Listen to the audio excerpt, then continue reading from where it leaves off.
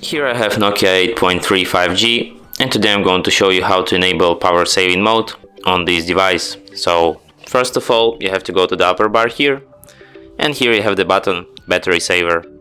Tap on it once and you can enable this mode. As you can see, it changes your theme to black. You can also access some of its settings if you hold your finger on it. You can switch it here. You can set a schedule for it based on your percentage. That means when your power saving mode will be enabled automatically and at what percentage. Let's set it, for example, 25. And you can set it to turn off automatically when the battery is up to 19% here. And that's it. Thanks for watching. If you find this tutorial useful, don't forget to hit that like button and subscribe to our channel.